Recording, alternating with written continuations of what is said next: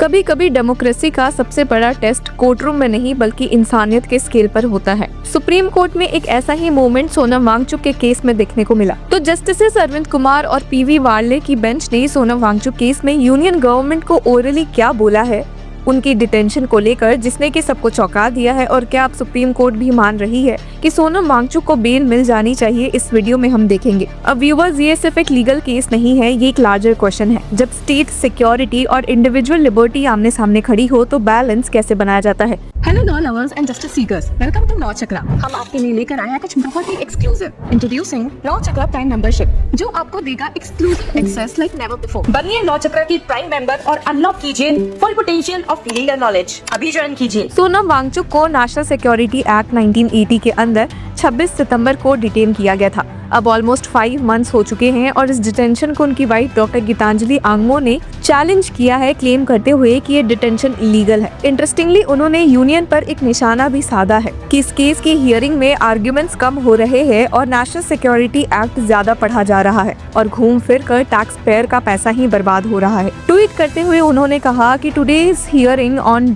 Sonam Wangchuk's detention is less arguments, more audio book, a live recital of the NSA with no clear linkage to any judgment by the solicitor general of India. साथ ही कहा कि 90,000 cases already supreme court में pending है, तो every hours matter. और court का जो एनुअल बजट होता है ₹1000 करोड़ के हिसाब से 1 घंटे की कीमत होती है ₹10 लाख। और ऑलरेडी सोनम वांगचुक के केस में 10 हियरिंग्स हो चुकी है, यानी कि ₹1 crore of public money completely waste जा रहा है। इन्हीं सब के बाद जब वापस सुप्रीम कोर्ट की बेंच हियरिंग के लिए बैठी तो उन्होंने गवर्नमेंट से एक सिग्निफिकेंट ऑब्जर्वेशन किया। जस्टिस वार्ले ने कहा कि give it a thought as the officer of the court. The detention order was passed on 26 September 2025, nearly 5 months. Considering more particularly his health and condition of the detainee, which is certainly not very good. अब ये statement एक subtle but strong judicial signal था कि preventive detention का concept indefinite नहीं हो सकता, specially जब डिटेनी की हेल्थ सीरियस कंसर्न बन रही है। अब व्यूअर्स, आपको याद दिला दे कि सुप्रीम कोर्ट ने वांगचुक के मेडिकल कंडीशन पर फोकस किया क्योंकि उन्होंने फ्रीक्वेंट स्टमक एक की कंप्लेंट की है और स्पेशलिस्ट एग्जामिनेशन की डिमांड की गई है। अर्लियर हियरिंग में भी मेडिकल रिपोर्ट कोर्ट को सबमिट की गई थी जिसमें उनकी हेल्थ कंडीशन सेटिस्फैक्ट्री नहीं बताई गई। और यहीं पर जुडिशरी का एक इम्पॉर्टेंट ह्यूमन डायमेंशन सामने आता है कि लॉ सिर्फ प्रोविजंस और सेक्शंस के कॉम्बिनेशंस नहीं होते, बल्कि वो इंसान के फंडामेंटल डिग्निटी को प्रोटेक्ट करने का भी फ्रेमवर्क है।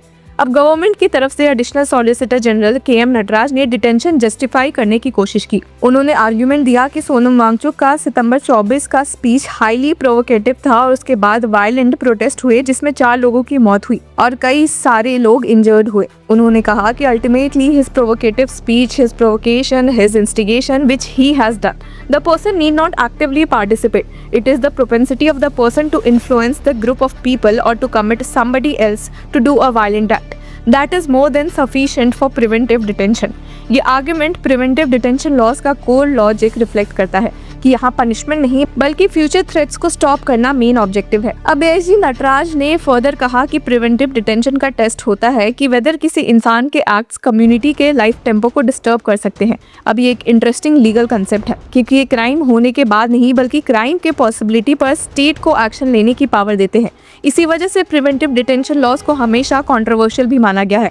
क्रिटिक्स कहते हैं कि ये लॉज स्टेट को एक्सेसिव पावर देते हैं, जबकि सपोर्टर्स कहते हैं कि नेशनल सिक्योरिटी और पब्लिक ऑर्डर मेंटेन करने के लिए ये जरूरी है। पर यहीं पर सुप्रीम कोर्ट ने गवर्नमेंट से एक एम्पैथेटिक टोन में पूछा कि क्या डिटेंशन को कंटिन्यू करना जेन्युइनली नेसेसरी है कंसिडरिंग हेल्थ और age related factors. Justice Kumar ने भी इस ऑब्जर्वेशन से एग्री किया। गवर्नमेंट ने रिस्पॉन्ड किया कि वो इंस्ट्रक्शन सीक करेगी और मैटर गवर्नमेंट के कंसर्न का भी है। ये एक्सचेंज एक रिमाइंडर है कि जुडिशियल और एग्जीक्यूटिव के बीच कन्वर्सेशन सिर्फ कन्फ्रंटेशन नहीं होता बल्कि कॉन्स्टिट्यूशनल डायलॉग भी होता है। अब गवर्नमेंट ने एक और लीगल आर्ग्यूमेंट रेज किया कि सोनम वांगचुक ने डिटेंशन को अपहोल्ड करने वाले सब्सिक्वेंट स्टेट गवर्नमेंट और एडवाइजरी बोर्ड के ऑर्डर्स को चैलेंज ही नहीं किया। उन्होंने कहा कि original show cause notice has to be examined on limited parameters and competence. उनका कहना था कि NSA के अंदर मल्टीपल लेयर्स ऑफ स्क्रूटनी होती है, पहले स्टेट गवर्नमेंट अप्रूवल, फिर एडवाइजरी बोर्ड रिव्यू जिसमें हाई कोर्ट के फॉर्मर जज रिप्रेजेंटेशन सुनते हैं और फिर स्टेट गवर्नमेंट को इंडिपेंडेंट पावर होती है डिटेंशन कंटिन्यू या रिवोक करने की। लेकिन कोर्ट ने इस आर्ग्यूमेंट को थोड़ा डिफरेंटली देखा। जस्टिस कुमार ने कहा कि see if the challenge to the detention order is with regard to non application of mind, now with regard to application of mind, that how do you justify. Court ने ये भी highlight किया कि जब original detention order ही challenge हो रहा है तो सब्सिक्वेंट अप्रूवल्स का एब्सेंस ऑटोमेटिकली फेटल नहीं हो सकता। अगर फाउंडेशनल ऑर्डर ही फ्लॉड हो तो पूरा स्ट्रक्चर गलत हो सकता है, गिर सकता है। अब पिटिशनर की तरफ से एक मेजर एलिगेशन ये भी था कि डिटेनिंग अथॉरिटी ने एसएसपी के रिकमेंडेशन को सिर्फ कॉपी पेस्ट किया और इंडिपेंडेंट एप्लीकेशन ऑफ माइंड नहीं दिखाई। ये point senior advocate Kapil Sibal ने गीतांजलि आंगमो की तरफ से सुप्रीम कोर्ट बेंच के सामने रखा था। कोर्ट ने गवर्नमेंट से original records including SSP recommendation produce करने को कहा है। गवर्नमेंट ने एनएसए का ऑब्जेक्टिव डिफेंड करते हुए कहा कि डिटेंशन प्योरली प्रिवेंटिव नेचर की है, प्यूनिटिव नहीं। एएसजी नटराज ने आर्ग्यू किया कि सेक्शन 5A अप्लाई होता है जहां इंडिपेंडेंट ग्राउंड्स एग्जिस्ट करते हैं डिटेंशन जस्टिफाई करने के लिए। अब व्यूअर्स इसके साथ आपको बता दें कि earlier solicitor general Tushar Mehta ने भी स्ट्रॉन्ग आर्ग्यूमेंट्स दिए थे। उन्होंने क्लेम किया था कि सोनम वांगचुक ने राइट लाइक सिचुएशन इंस्टिगेट करने की कोशिश की और लद्दाख जैसे सेंसिटिव बॉर्डर रीजन में ऐसे मूवमेंट्स नेशनल सिक्योरिटी के लिए थ्रेट हो सकते हैं।